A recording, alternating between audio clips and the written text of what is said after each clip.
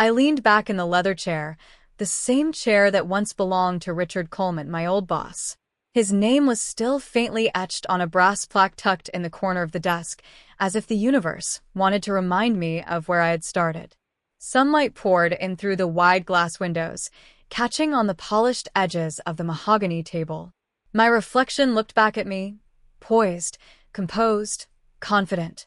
But underneath, I could still feel the echoes of the girl who once sat outside this very office, waiting for his approval. My phone buzzed. A message. The screen lit up with a name I hadn't seen in years. Richard Coleman. My breath caught, just for a second. How strange that even now his name carried weight. I traced my finger along the silk cuff of my blouse, grounding myself. The scent of fresh coffee lingered from the mug on my desk. My heart pounded, not with fear, but with something sharper. Irony. Replaceable. That was the word he had thrown at me years ago, after tearing apart months of my work in front of the entire boardroom. You're good, Emily, but don't get comfortable. Everyone is replaceable. I smirked. If only he could see me now, sitting in his chair, running his company. This was my office. Back then, I was 24, fresh out of grad school, eager, and maybe a little naive. Landing a job at Coleman and Hart was supposed to be my golden ticket. I believed hard work was enough. That if I gave my all, someone would notice, reward me, and lift me higher. Richard Coleman was the type of man who made rooms bend around him. Tall, immaculately dressed, his voice had a weight that silenced chatter instantly. In the beginning, I admired him, wanted to learn from him. But admiration quickly gave way to disillusionment. I still remember that Tuesday morning. My palms were damp as I stood in front of the conference table, slides queued up, weeks of research condensed into a presentation that had stolen countless nights of sleep.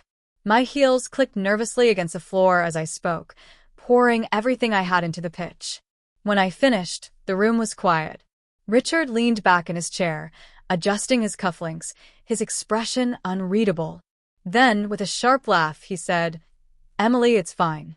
But honestly, anyone could have done this. You're good, but don't fool yourself. You're replaceable." The words sliced through me like glass. Replaceable. My throat tightened, my vision blurred. I forced myself to stand still as the blood drained from my face. I nodded, pretending to take it as constructive feedback, but inside I was collapsing. The sting of humiliation burned as the board members shifted uncomfortably in their seats. That night, I walked home in the rain. My heels slipped on the wet pavement, my mascara ran, and the city lights blurred with my tears. I felt small, disposable.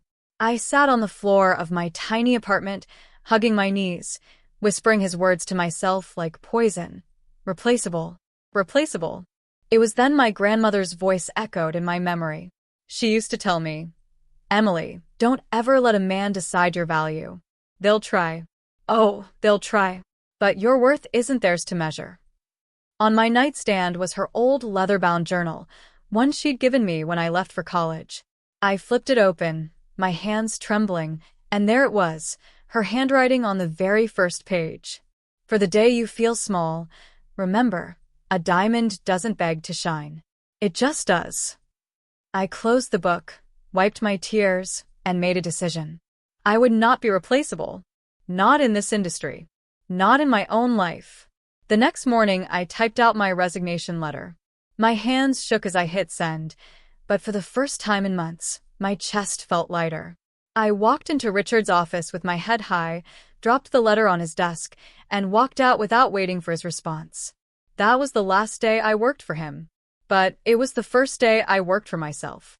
Walking away from Coleman and Hart should have felt liberating, but the truth was, it was terrifying. I had no savings worth mentioning, no business plan, just a stubborn refusal to ever let another man tell me I was replaceable. At first, I took whatever I could get, freelance consulting gigs, late-night research jobs, even tutoring MBA students who were barely younger than me. My studio apartment became both office and refuge, littered with coffee-stained notebooks, half-eaten takeout, and sticky notes plastered across the walls like neon reminders of who I wanted to become. Most nights, I worked until my eyes burned, until the only sound was the hum of my secondhand laptop and the distant sirens of New York. Some nights, I doubted myself so much I nearly sent out job applications just to escape the weight of uncertainty. But then, I'd run my fingers over the cracked leather of my grandmother's journal, reread her words about diamonds, and keep going. My first real break came through a woman named Claudia Morales. She was a seasoned marketing executive, sharp as glass, but warm in a way Richard never was. I'd met her at a networking event I almost skipped. I remember standing in the corner, nursing a watered-down cocktail, debating whether I should just go home, when she struck up a conversation. Within 10 minutes, she was grilling me about my ideas. Within 30, she offered to mentor me. Claudia believed in me when no one else did. She connected me with my first big client, a mid-sized cosmetics brand looking for a fresh campaign. I stayed up for 3 straight nights sketching, writing, designing. When they signed me, I cried so hard in the bathroom, I nearly ruined my blazer. That one contract was enough to cover 3 months of rent. From there, it snowballed, slowly at first, then faster. I built a small consulting firm out of my apartment, hiring freelancers, then part-timers, then my first real employee. I learned to read contracts, negotiate deals, and walk into rooms filled with men in suits who assumed I was someone's assistant.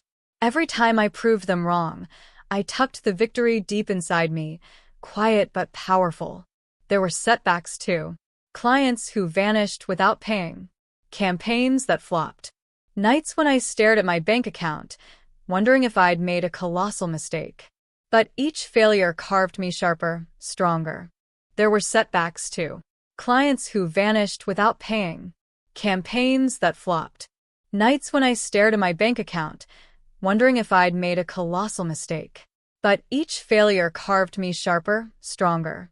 And I kept my progress hidden. Online, I posted vague updates. Nothing flashy, nothing that would make Richard or anyone from Coleman and Hart look twice. To the outside world, I was just doing my thing. Inside, I was building an empire brick by brick. The first time I signed a 6-figure contract, I didn't tell a soul.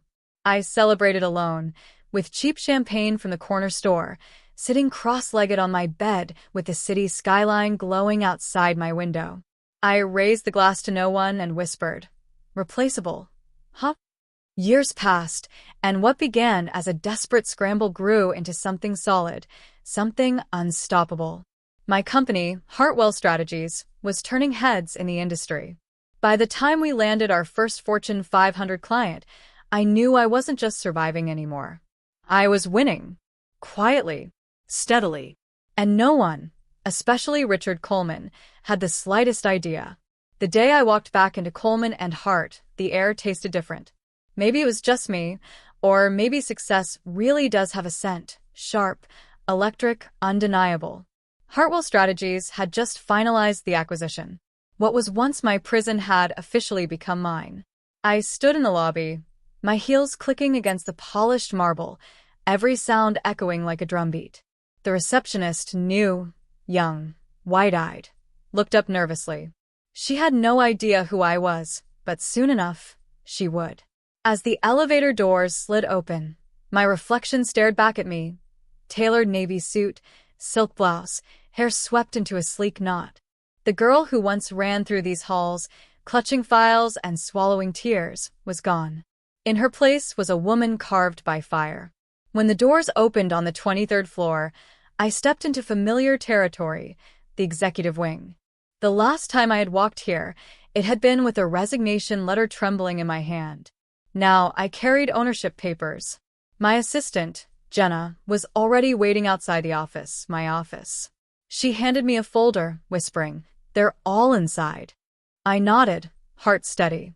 This was the moment I had built for, silently, for years. I pushed open the double doors. The boardroom was full. Faces turned, some curious, some smug, some visibly uncomfortable. And there he was, Richard Coleman. Older now, hair grayer at the temples, but his arrogance hadn't aged a day. He sat at the head of the table, the very seat I had once dreamed of earning a place near. "Emily," he said, with a smile that didn't reach his eyes. "It's been a while." Yes, it has, I replied, sliding into the chair opposite him, the new head chair mine. He leaned back, confident. So, I hear you're leading the merger discussions. A ripple of amusement flickered inside me. Merger. That's what he thought this was. I opened the folder Jenna had handed me, pulled out the documents, and placed them on the table with deliberate calm. This isn't a merger, Richard. Coleman and Hart has been acquired. Effective immediately, this company falls under Hartwell Strategies. The silence was deafening. Chairs shifted, papers rustled, someone coughed. Richard blinked, his smirk faltering. Acquired. His voice cracked just slightly. Yes. I folded my hands, steady, collected. As of this morning, this office and this company belong to me. The words hung in the air, heavy and inescapable. Richard laughed, but it was hollow, brittle. That's impossible. You. He stopped himself, searching for words. His eyes darted across the table, looking for support, but the board members avoided his gaze. I let the silence stretch. I wanted him to feel it, the same sting of dismissal he once delivered to me. Finally, I leaned forward. Do you remember what you told me, Richard? Years ago, in this very building. You said I was replaceable. His jaw tightened. Well, I continued, my voice calm but laced with steel. You were right. Everyone is replaceable. Including you. Gasps echoed softly around the room. One of the board members shifted uncomfortably. Another scribbled something on her notepad, pretending not to stare. Richard's face drained of color. For once, he had no clever retort, no cutting remark. Just silence. I stood, walking slowly around the table, letting my heels punctuate every word. This office, this company, you built it on fear. I built mine on respect. That's why I'm sitting here today, and why you... I stopped behind his chair, resting a hand lightly on the leather. Are about to stand. For a long, agonizing moment, no one moved. Then, with stiff shoulders and trembling pride, Richard rose from the seat he'd occupied for over 20 years. I stepped past him and claimed it as my own. The view from the head chair was different. Higher, clearer, empowering. I placed my hands on the desk and looked each board member in the eye. Welcome to the new era of this company. Hartwell Strategies isn't here to replace. We're here to lead. And just like that, the room that once held my humiliation now held my triumph. The weight of the room shifted once Richard left. It was as if the air itself had been cleared, and every gaze in the boardroom landed squarely on me. For years, these were the people who had looked past me, dismissed me as a footnote in Richard's shadow. Now they were waiting for my orders. I leaned back in the chair, my chair, and let the silence stretch just long enough to remind them who was in charge. Then I folded my hands and began. Let me be very clear, I said, my voice calm but edged with firmness. Hartwell Strategies didn't buy Coleman and Hart to play by old rules. Things are changing. Starting now. A man at the far end, Mark Hastings, the CFO, who once called me the intern, even after I'd been promoted, shifted uncomfortably. And what exactly does that mean? I smiled, not unkindly. It means accountability. It means respect. It means no more intimidation masquerading as leadership. My eyes swept the table. Richard thrived on fear. That era is over. Some faces relaxed, others tightened. I could tell who had benefited from the old regime and who had suffered under it. I wasn't here for revenge, but I wasn't here to let anyone off the hook either. I pulled out a notepad. Each of you will have conditions. Not punishments, terms of growth. If you want to stay on this team, you'll meet them. I started with Mark. Mark, you're brilliant with numbers, but you've spent your career talking down to people. From now on, you will mentor 2 junior analysts every quarter, lift them, don't belittle them. If I hear otherwise, you're gone. He flushed, nodding stiffly. Next, I turned to Linda, the head of operations, who had always avoided conflict by staying silent.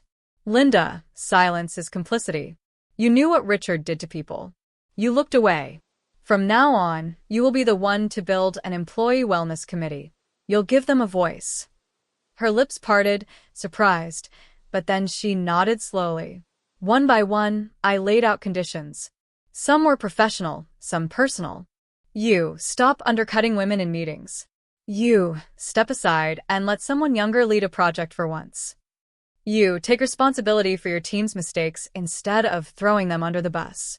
Each condition was designed to break the cycle I had once been crushed under.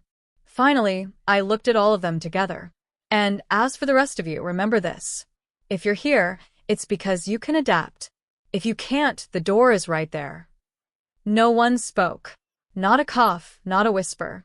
Just wide eyes, absorbing the reality that the girl they'd once watched humiliated was now dictating their futures. I softened, just slightly, letting warmth return to my tone. I don't want a company that runs on fear. I want a company that runs on respect, fairness, and vision. You'll find me compassionate. But don't mistake compassion for weakness. A few nodded, relief flickering in their expressions. Some looked chastened, others inspired. It didn't matter which, they all understood the new balance of power. I closed my notepad and stood, smoothing my blouse. That's all for today. Welcome to Hartwell Strategies. As I walked out of the boardroom, Jenna caught my eye, smiling with quiet pride. And for the first time in my life, I didn't just feel like I belonged here. I felt like I owned it. The days that followed felt surreal. The whispers in the hallways, the stunned looks when employees realized Richard Coleman was no longer in charge. All of it rolled over me like waves, but I stayed steady. This wasn't just victory. This was transformation. At first, the board members moved stiffly under the new rules. Mark's sarcasm slipped out once or twice, but I noticed him catching himself. Linda scheduled her first wellness committee meeting, her voice tentative yet determined. Slowly, resistance began to bend into possibility. But the most unexpected change came from the staff, the assistants, analysts, interns. They looked at me with something I had never seen in this building before. Hope. It reminded me of myself all those years ago, sitting in a cubicle, desperate for someone to believe I mattered. One evening, long after the office had emptied, I sat alone at the desk, the same desk where Richard had once dismissed me. The city stretched out beyond the glass, lights glittering like 1,000 tiny diamonds. I pulled open the drawer and, without thinking, slipped my grandmother's journal out of my bag. The leather was worn, the pages softened with age. I flipped to that same first line. For the day you feel small, remember, a diamond doesn't beg to shine. It just does. My throat tightened. She had been gone for years, but in that moment, I could almost hear her voice, warm and steady, telling me she knew I'd make it. I leaned back, closing the book, letting my hand rest on its cover. I thought about the girl who once walked home in the rain, mascara streaking down her face, clutching her knees in a tiny apartment, whispering the word replaceable like a curse. That girl would never have believed she'd sit here one day, owning everything that once tried to break her. And yet here I was. I wasn't driven anymore by the need to prove Richard wrong. That part of the story was over. What mattered now was proving every young woman right. The ones who doubted themselves, who were told to shrink, who thought they were replaceable. I stood, walking to the window. My reflection looked back at me, polished, yes, but softer too. Strong, but not hardened.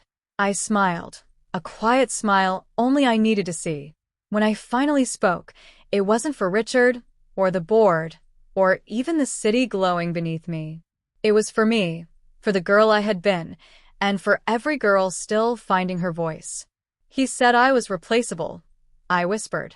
Now I own his office. And with that, I turned off the lights, leaving the room shining only with the diamonds of the skyline, reminders that some things don't need permission to glow.